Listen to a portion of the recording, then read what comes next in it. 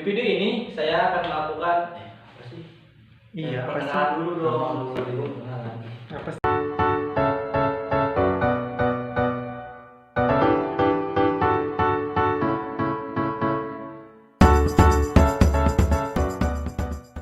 Assalamualaikum warahmatullahi wabarakatuh. Perkenalkan, nama saya Muhammad Rizky Karimanullah dari kelompok 3 Departemen Aquakultur Fakultas Perikanan dan Ilmu Kelautan Universitas Diponegoro. Pada video ini, saya akan melakukan praktikum mata kuliah Manajemen Kualitas Air. Alat dan bahan yang saya gunakan adalah alat yang pertama adalah Erlenmeyer, kemudian pipet tetes, termometer air rasa, kertas label, tisu, pH universal test, kemudian kalkulator, botol BOD dan botol COD. Kemudian bahan yang saya gunakan ada indikator NO, kemudian ada NH2CO3, ada amilo, kemudian ada HCl, ada natrium nitrofluorid, kemudian ada NaOH dalam KI, ada H2SO4, kemudian ada indikator PP, dan juga ada MnSO4.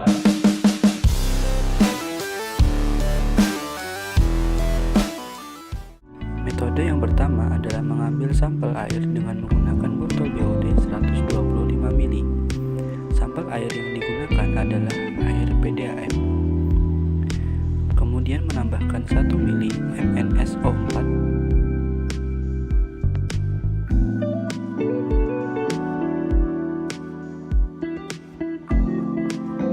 dan 1 ml NaOH dalam KI.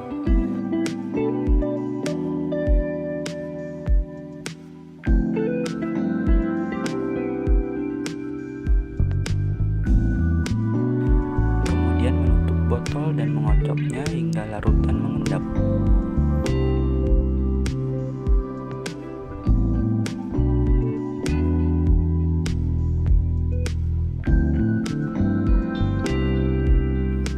Kemudian menambahkan 1 ml H2SO4 pekat.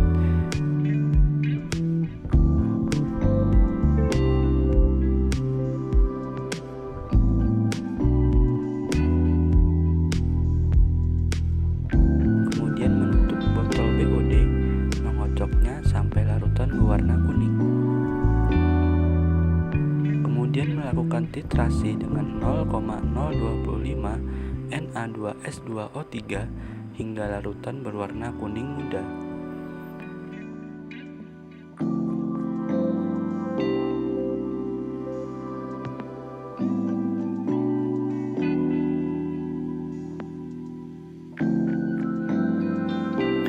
Menambahkan 2 tetes amilum,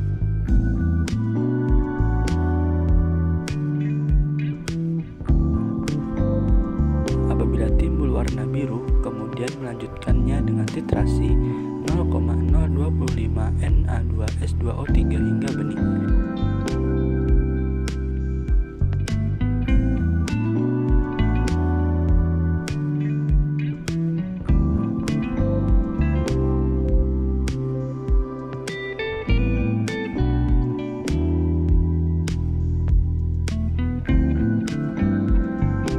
Kemudian membaca skala penurunan titran dan memasukkannya ke dalam rumus.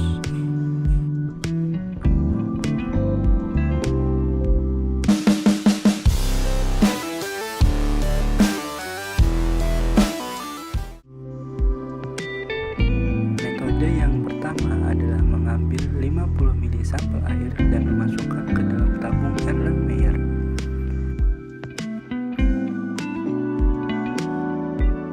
Kemudian menambahkan 2 tetes indikator PP.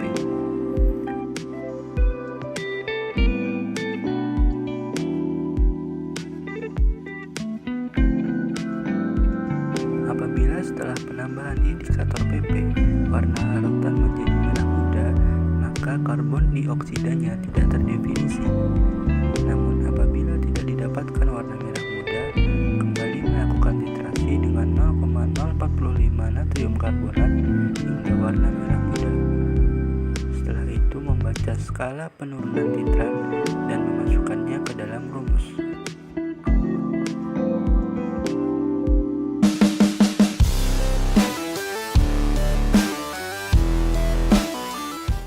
Metode yang pertama adalah mengambil 50 ml sampel air dan memasukkan ke dalam tabung Erlenmeyer. Kemudian menambahkan 2 tetes PP.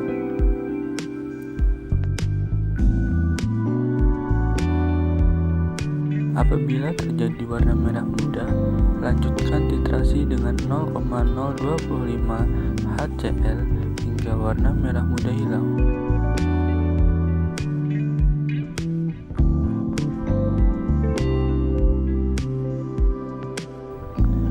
Catat jumlah HCl yang digunakan, kemudian masukkan ke dalam rumus.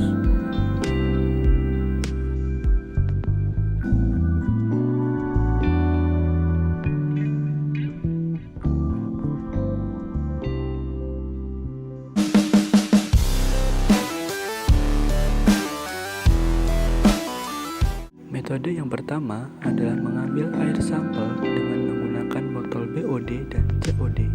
Kemudian memasukkan botol tersebut ke dalam kolam atau ember dan rendam selama 4 jam. Setelah 4 jam, ambil lalu ukur oksigen terlarutnya. Perhitungan PP dilakukan berdasarkan perbedaan kelarutan oksigen di botol gelap dan botol terang.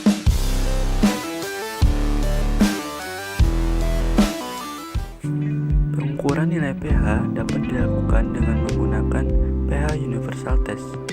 Langkah yang pertama adalah memasukkan pH universal test ke dalam air sampel.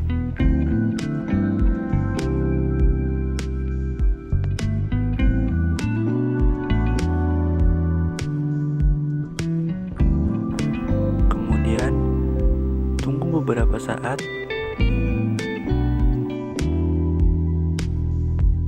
Setelah itu, cocokkan perubahan warna pada pH universal test dengan indikator warna pH.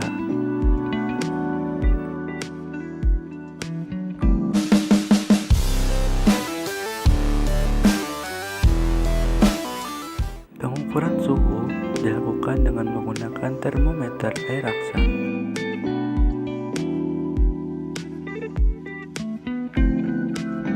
Langkah yang pertama adalah pegang pada bagian ujung atas termometer, kemudian masukkan ke dalam air sampel.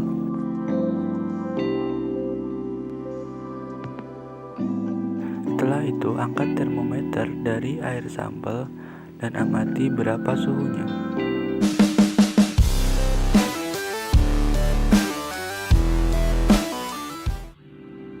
Nah, kemudian pengukuran yang terakhir adalah pengukuran kadar amonia.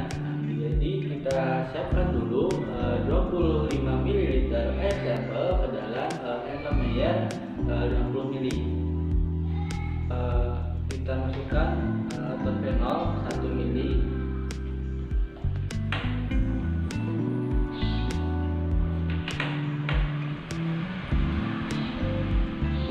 Berisi 20 tetes. 1, 2, 3, 4, 5, 6, 7, 8, 9, 10, 11, 12, 13, 14, 15, 16, 17, 18, 19, 20. Selanjutnya kita homogenkan.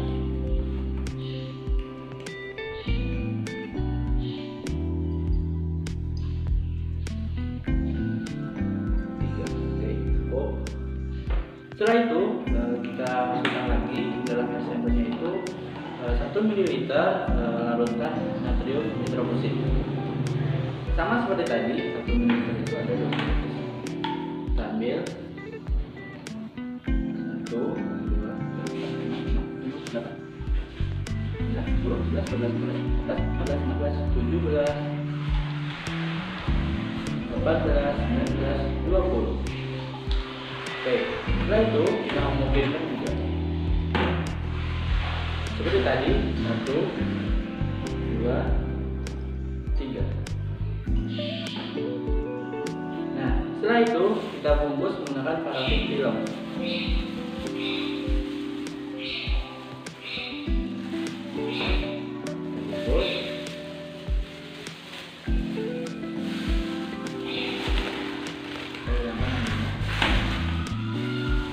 kita biarkan selama 1 jam.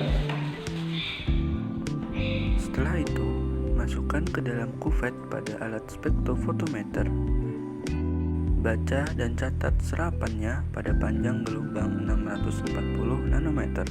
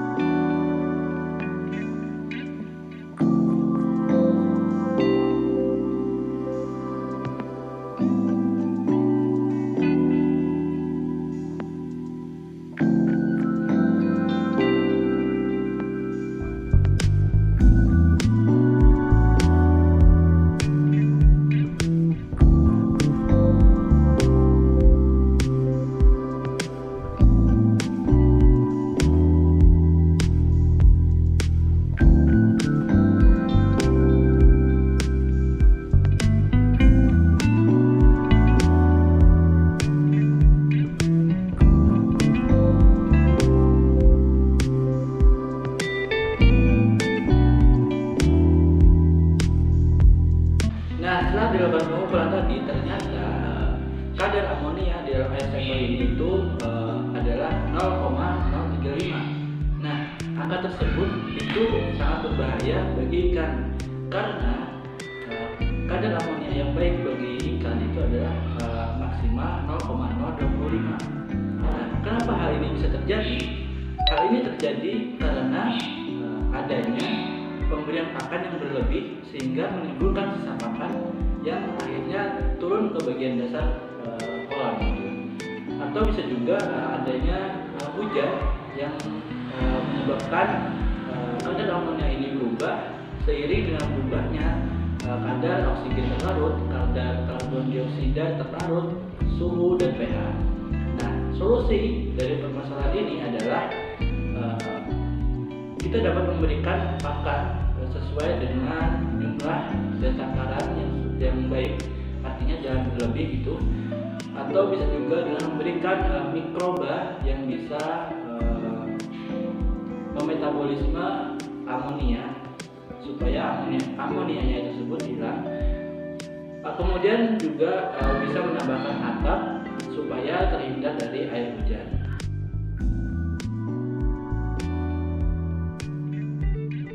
Nah, tadi kita sudah melakukan praktikumnya dan sudah menemukan hasilnya.